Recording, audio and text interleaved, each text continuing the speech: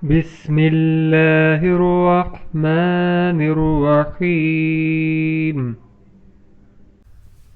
Assalamu alaikum wa rahmatullahi wa barakatuhu. My dear brothers and sisters, first of all, I would like to apologize to all of you for being absent from last few days. There were several reasons for being absent. Let's start from where we stopped in our last session. Exercise number 6. Correct the following. In this exercise, the two words have been given and we have to arrange those words as the pair of mudhaf mudhaf ilayhi. Now see, al-qalamu talibi.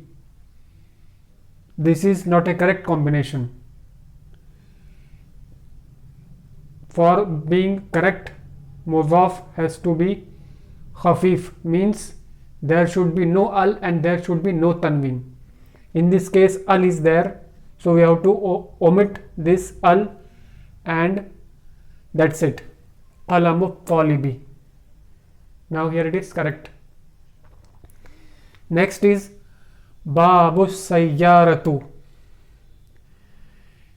This combination is also not correct because first word has single sign and if nothing is in front of it, means there is no harf jar in front of it, then this will be dhamma. So this word is correct. But in this case, mudhaf ilayhi will always be majroor, but here it is not majroor, so hence we have to correct the combination. So after correction it becomes babu sayyarati. Here it means pen of the student, here means the door of the car. Same here, bintu hamidun. This is also not correct because mudhaf ilayhi will always be majroor, so we have to correct it and we have to put tanween bil kasra after hamid or below the last letter of this word, so it will become bintu hamidin. Next is ar-rasulullah. Ar-rasulullahi. So to make it mudhaf mudhaf ilayhi, first word will always have single sign at its end and it won't have al before it. So after correction it will become rasulullahi. See the sign at this end.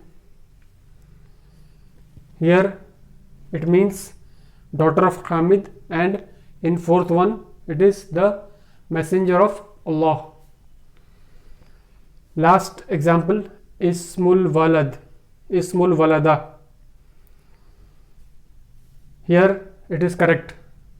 In this case the sign is not proper at the end of the word.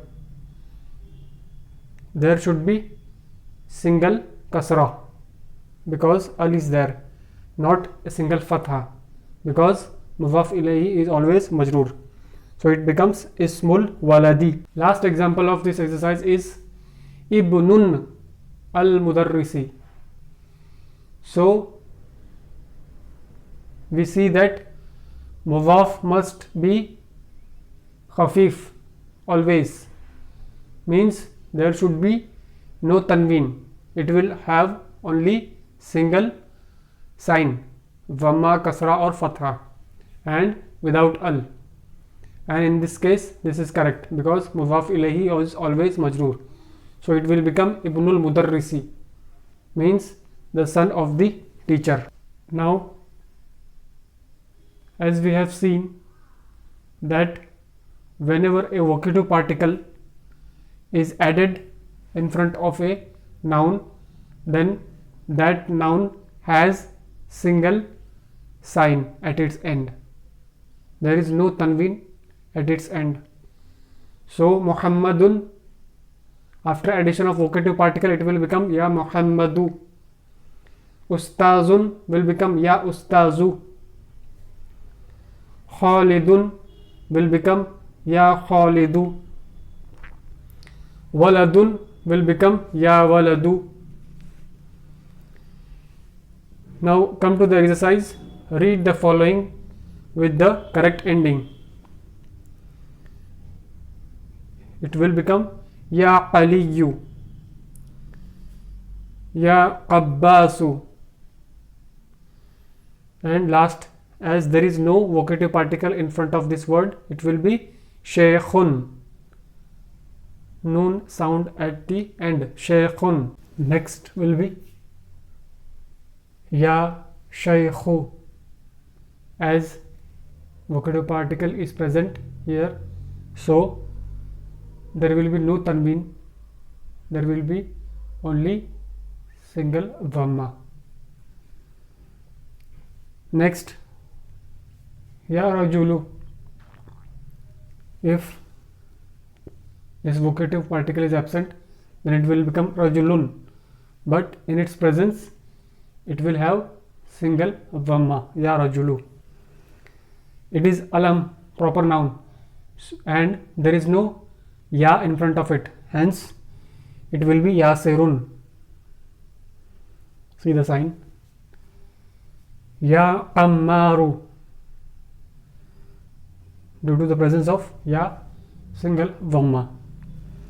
Dukturun, here it will be tanween because there is no Ya in front of it, and when Ya enters in front of it, then it will become Ya Dukturu.